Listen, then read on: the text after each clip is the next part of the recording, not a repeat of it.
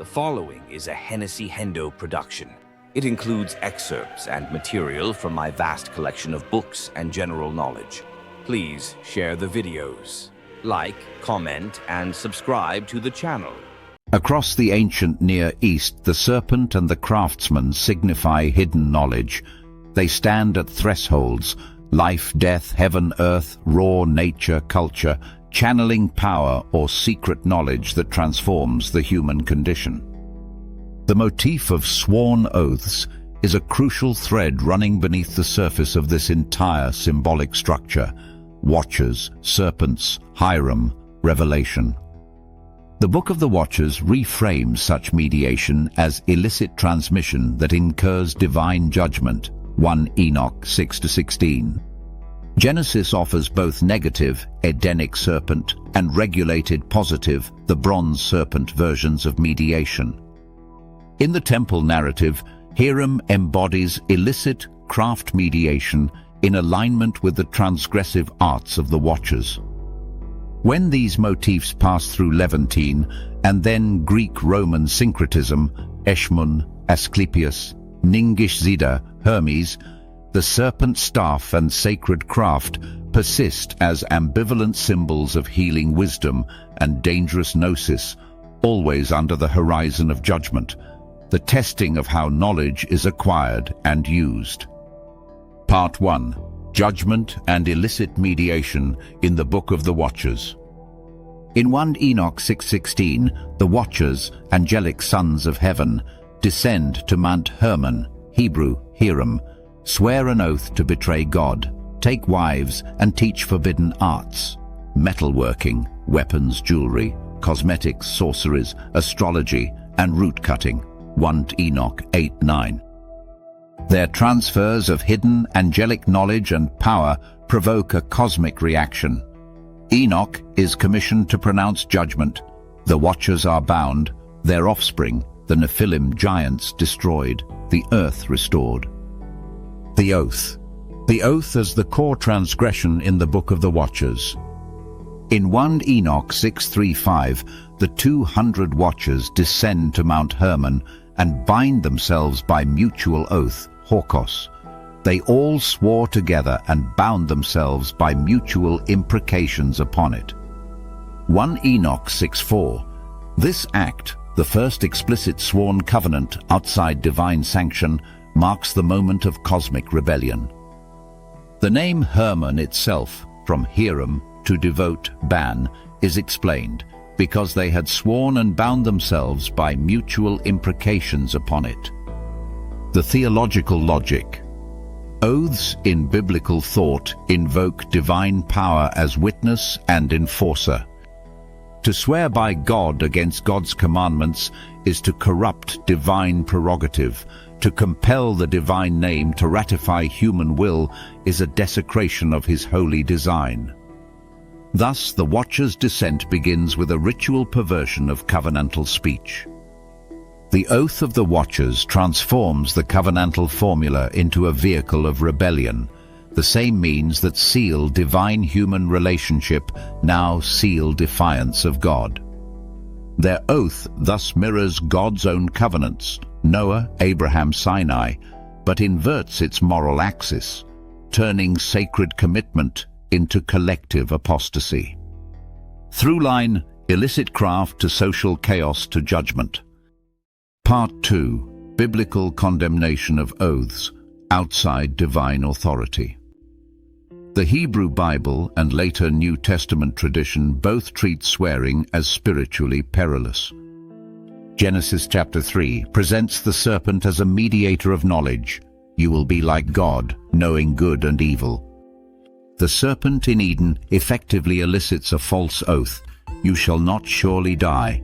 Genesis 3:4. That is, the serpent binds Eve and Adam to a counter-covenant, a promise of enlightenment and autonomy under a lie. The outcome is curse and expulsion from paradise for all parties, not because knowledge is evil, but because the serpent, Eve and Adam, violated the divine mandate. In Jewish mystical texts, the serpent is sometimes called the oath breaker. because he shattered the primordial trust between God and man. 3 Enoch 5. Eden thus offers the Hebrew Bible's archetype of God's judgment on illicit mediation. Exodus 27. Thou shalt not take the name of the Lord thy God in vain. To swear falsely or idly by God's name profanes his authority. Exodus 34, 14-16. Do not worship any other god, for the Lord, whose name is a jealous God. Be careful not to make a treaty with those who live in the land, for when they prostitute themselves to their gods and sacrifice to them, they will invite you, and you will eat their sacrifices. And when you choose some of their daughters as wives for your sons, and those daughters prostitute themselves to their gods, they will lead your sons to do the same. Exodus 34, 17. Do not make any idols. Leviticus 19, 12. Ye shall not swear by my name falsely, neither shalt thou profane the name of thy God. Unauthorized oath equals blasphemy. Deuteronomy 6, 13. Thou shalt fear the Lord thy God, and shalt swear by his name. Legitimate oaths are only under covenant obedience. Matthew 5, 33-37. Swear not at all. Let your yes be yes, and your no, no. Anything more comes of evil. Matthew 6, 24. No man can serve two masters, for either he will hate the one and love the other, or else he will hold to the one and despise the other. Ye cannot serve God and mammon. Christ abolishes oath-taking entirely. James 5, 12. Above all things, my brethren, swear not, lest ye fall into condemnation. Oath-taking itself risks judgment. In Scripture, oaths are a microcosm of mediation, speech that bridges heaven and earth. But every bridge can become a temptation to idolatry when it seeks to control rather than obey the divine. Part 3. From Tubal-Cain to Hiram, the craftsman under judgment. Cainite line, Tubal-Cain, Genesis chapter 4:22, is forger of every cutting instrument of bronze and iron, the Bible's first metalworker. Early Jewish readers often treated Cain's city building and weaponry with suspicion. Again, craft sits under a moral verdict. In the monarchic climax, Hiram, a son of a woman of the daughters of Dan, 2 Chronicles 2:13-14, 1 Kings 7:13-14, is the master artisan for Solomon's temple, pillars, sea, lavers, intricate metalwork. His figure canonizes illicit craft and oaths to men on earth and others above God. In Masonic allegory, Hiram's death and raising dramatize the progression of the craftsman and the moral stakes of higher knowledge and advancement, an echo of the Enochic axiom of oath-taking. How hidden power is acquired and used invites judgment. Part 4. Serpents as mediators, from Mesopotamia through the Levant to Greece.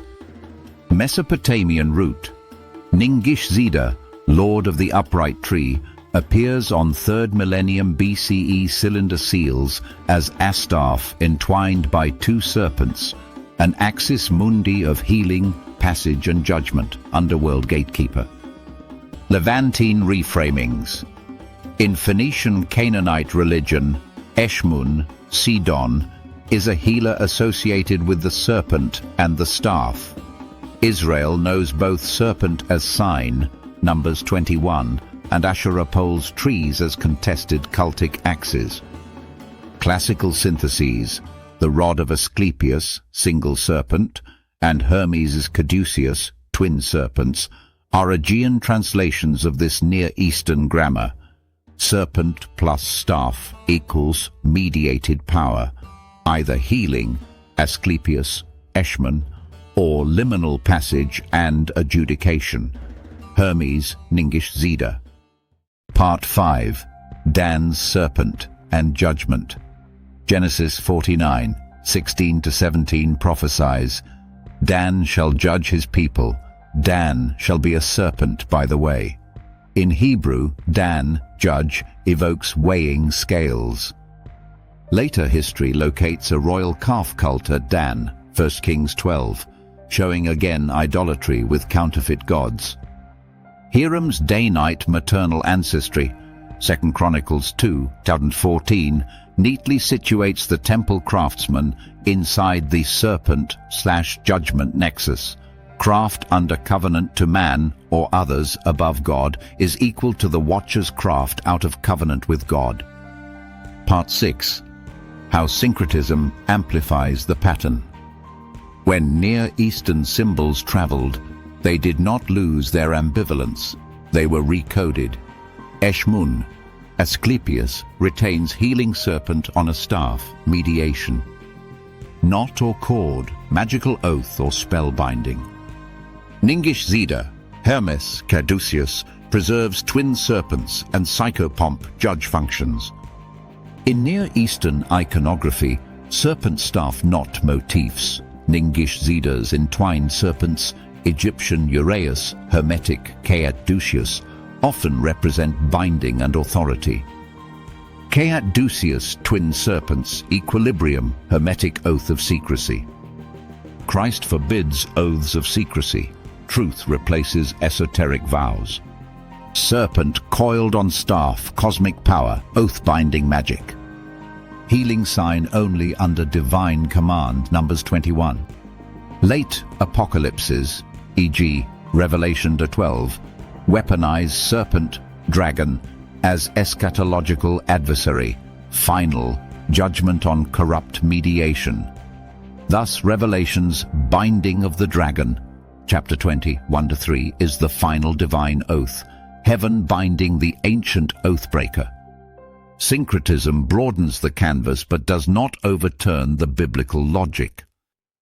The decisive question remains, whose commission? To what end? That is the grammar of judgment. Conclusion. When angels or serpents or man mediate power apart from divine vocation, the Bible declares judgment. Oaths invoke divine power as witness and enforcer. To swear to any other god is forbidden. The Watcher's descent begins with a ritual desecration of covenant. The oath of the Watchers abuses the covenantal formula as a means of rebellion, creating a covenant in defiance of God. Only the Lamb's word stands. All other covenants collapse under judgment. Thank you for watching. Please share the video. Don't forget to like, comment, and subscribe to the channel. Check out other series including 10-minute synopses or complete audiobooks on HennessyHendo on YouTube. Improve your vocabulary. Be more fun at parties. Increase your knowledge. Become a literary master like Hendo.